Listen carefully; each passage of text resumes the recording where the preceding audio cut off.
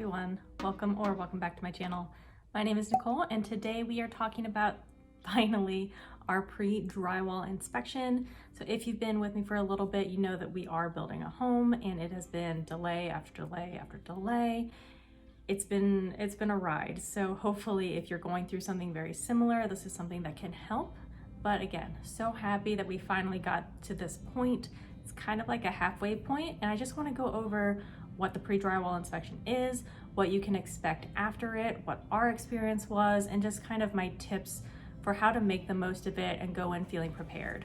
If that sounds good to you, go ahead, give this video a like. Don't forget to subscribe. Let's jump on in. So in a normal time frame, we're looking at about 75 days from when you break ground to your pre-drywall inspection, and then about 75 days from your pre-drywall to the home actually being done. All of this will give you about a 5-month process, start to finish essentially. So a lot of the times pre-COVID and all of that, 5 to 6 months was a pretty good time frame for, again, from breaking ground to getting those keys in your hands. Now today, unfortunately, we've been having a lot more struggles over the past couple of years, not only with the supply chain delays, but with just so many different things causing issues for getting the houses done. So to give you an idea of our time frame, we signed our paperwork in November of 2020. We were looking at about a February 2021 breaking ground date, and then June, July for delivery. Now, obviously we are at the end of January in 2022, and we are just now getting to that pre-drywall stage.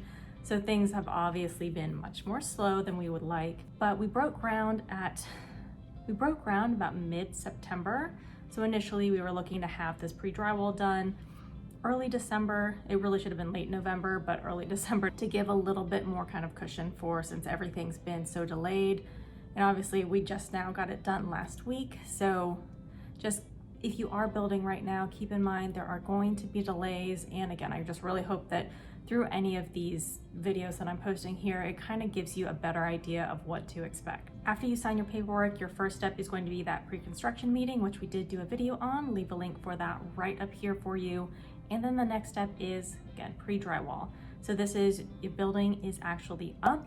You may or may not have insulation done. You probably will at this point, not necessarily, but I think for the most part, insulation will at least be starting to be installed.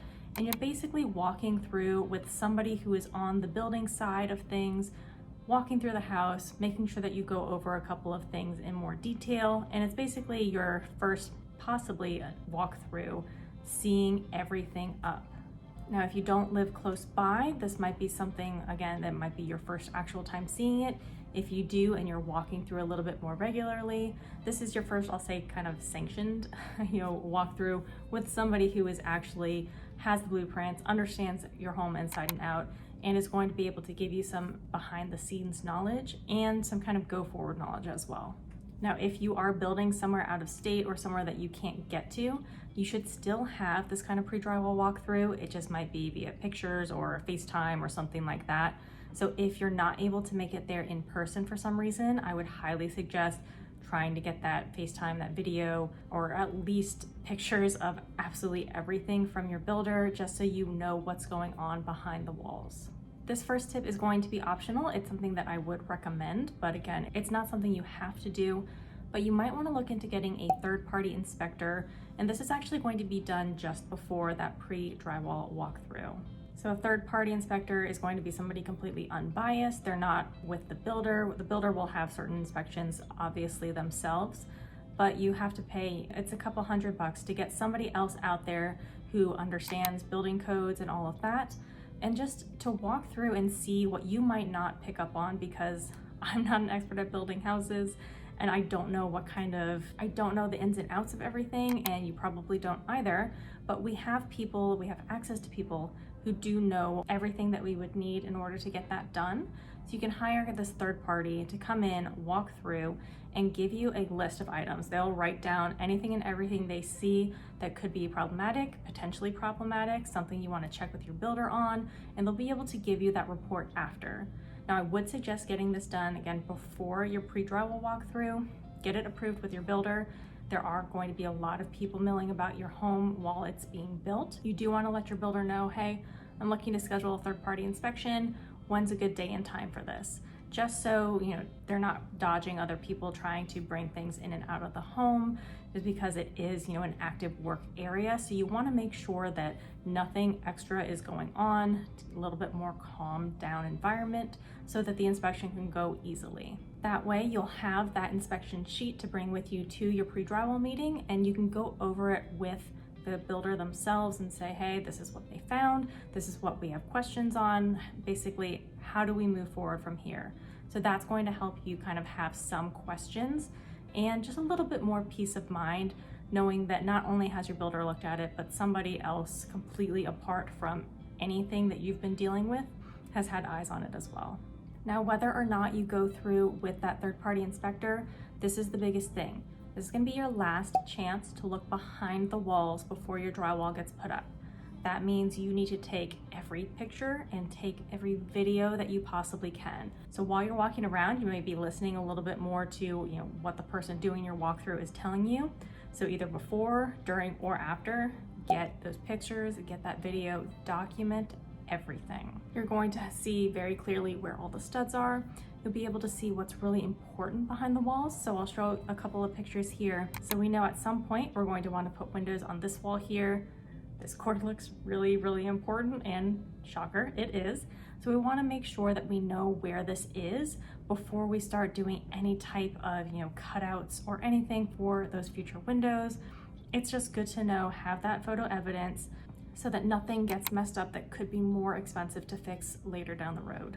Now this also goes upstairs to one of the bedrooms, and for this, again, maybe we want to put in windows someday, or maybe we're just trying to hang a picture, a wall sconce, something else where a nail will be going into the wall, and it would be disastrous to have something puncture this. So we want to make sure we know exactly where it is, and you might have a couple items like this throughout your home. So again, document everything. Another thing, bring a tape measure. This is going to help you take note of, again, those really important areas that you're not going to be able to see here soon once that drywall goes up. But also you can start measuring a couple other things as well. Maybe it's for furniture, maybe it's for light fixtures, maybe you're just double checking a couple of things. You will always have need for a tape measure, so just make sure that you bring one. This is also where you're going to go over any of the options that you kind of included through the house. So I'd say bring your paperwork for what you had done extra. Just make sure that you're really comfortable and confident that what you're seeing is actually what you were supposed to have. So the person who did our walkthrough was really good at making sure to point out everything. They're going to point out, where all of the sockets are, how to use them. So like the first switch is going to go to this particular outlet, and that's going to control that. Your second switch is going to control, any type of ceiling fan, pendant light fixture, something like that. So they'll go over some of those kind of more intricate details, which you should go over again when you actually do your final walkthrough. But again, good to know, good to have that heads up, and document what you can now so that you feel as prepared as possible for every step beyond this. We had some questions on the island in the kitchen. It was looking a little bit not quite what we were expecting, plus the placement of the pendant lights that were going right above the kitchen island. That was something that we did extra, and they were just looking a little bit off to me. So he was very good with that. We pulled up, again, the tape measure, made sure everything was there. It was actually off only by about an inch for the actual island itself, but knowing that's going to be corrected and that they're aware the pendants might be a little bit offset as well. It's very difficult without the cabinets and the countertops there to really visualize it, but they've taken note of it, and I have that promise that it will be moved if necessary. They've already made note, so that shouldn't be an issue for us moving forward. You'll also go over everything from your HVAC system, your plumbing, again, electrical. So it's just going to be good to know, we went over what our well is looking like, how many gallons per minute it's pushing through, placement of the electrical switches and everything in the basement, just so we know where to find things. And again, these are things that we'll go over one more time through our final walkthrough, but reiteration is kind of helpful because it's not something that you're going to necessarily have a lot of knowledge on going in. So anytime you can be there with somebody who has helped build the home, who has that expertise and that knowledge, is only going to be helpful for you. We're also looking at things like the orientation of the washer and dryer, just to make sure that, first of all, have the tape measures so we know how big of a washer and dryer we can use, but also knowing that we need a dryer that's going to open from the left-hand side opening to the right, just because of how that is in the laundry closet. So just things like that so that you don't accidentally buy something that you'll regret later on. Now, since most of the home is completely up now, what we're looking at is getting weekly updates from the builder themselves and not necessarily our point of contact through the sales department. So we have that, again, written communication. Every week we're going to get an update. If that's not something that's offered up front, I would highly suggest asking for it. If you haven't already, I'm sure it's something they would have done prior to this, but at least at this point, if you're driving by the house, you're not going to be able to visually see from the outside because everything's going on the inside now. So having those notes, having those updates is going to be really helpful because you just can't see just from the outside what all is going on inside. So now that we've talked about that, let's talk about what happens moving forward. So the first thing is that drywall needs to get dropped off and then hung. So just to give you a little bit of a time frame, again, this is what we were told, and this kind of tracks with that 75 days. Not quite, I don't think all the math adds up, but again, this is going to give you a general idea of what you can expect afterward. So we were told that it's going to take about 10 days to hang drywall. It got dropped off last Friday. They've already started the process, and we've been able to see driving by that, you know, the garage is completely done. Haven't been able to see anything inside, but we could see through the windows that pieces of that drywall were in the rooms, so we know it is being worked on. Now, one of the interesting things that I did not know is they have to hang the drywall and kind of let that settle before they start doing the siding or any of the, you know, stones, brick, or anything like that on the outside. So the reason for this is because that drywall is going to add a lot of weight to the house. So that's going to start that kind of settling process that I know we've talked about before. So if you have the siding put on and then the drywall is hung, you're more likely to get buckling in the sidings or have some type of issue if you put, you know, the stones or the bricks on too early.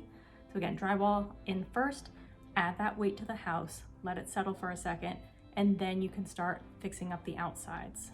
Now, once drywall is set, we are looking also at getting all of the trim work done and then painting done. Timeline for that for us, again, about 2 to 3 days for trim, and then an additional 5 days after that to get all of the walls painted and done. Now, we initially thought that our cabinets were supposed to have all been delivered mid-December, I believe it was. I think it was about the 16th.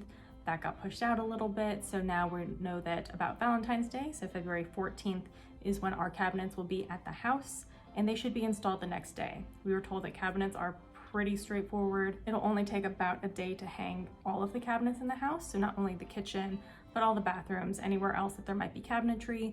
So again, about 1 day once they get all the cabinets to have those set up. Once the cabinets are in, we're looking at having any of the ceramic tile being put in, and that's going to take about a week. So that's going to be all of our bathroom floors, and if you're having tile anywhere else in the house.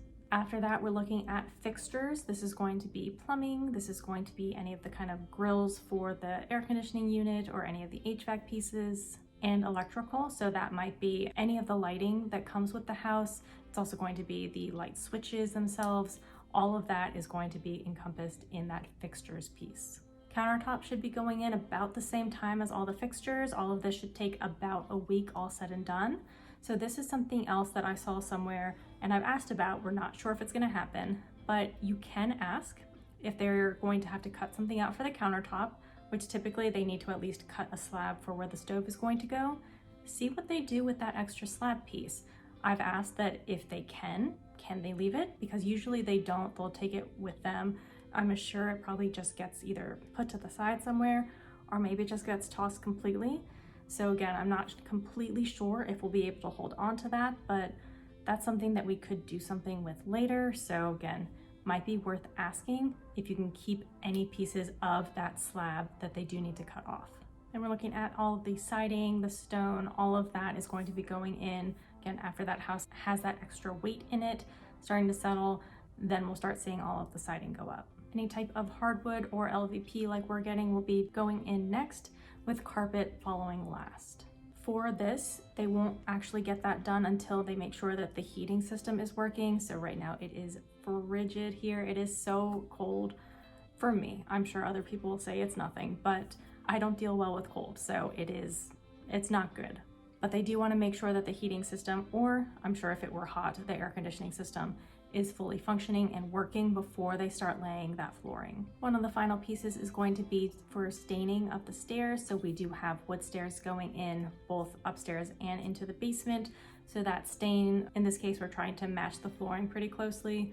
That will be one of the final pieces. After that, things should be pretty much done. We will have a couple extra things, but any of the other odds and ends will get finished up. So having looked into kind of the math of adding up everything that he provided, doesn't quite equal 75 days, but again, with all of the delays, I'm sure it will take, at least that amount of time. So right now we are looking at about an April delivery. I have my fingers crossed that we will actually get it this time. But again, I hope that this kind of gives you a better idea if you're looking into buying a house, if you're in the process already, just what it is that you can expect. I'm realizing looking back over this that I don't have information on the appliances when those are going in. I would imagine that would be under the fixture section, but this is something I'm definitely going to be asking the superintendent who we have been in contact with. So again, having that communication is going to be really important, and I would ask for that if and when possible. If you're going through this yourself, best of luck. I know that it has been quite the headache for us, so I am absolutely wishing you the best. If you found this helpful, again, go ahead, give this a like. Leave me a comment below. I'd love to hear about your journey here as well. Otherwise, can't wait to see you in the next video. Until next time, bye.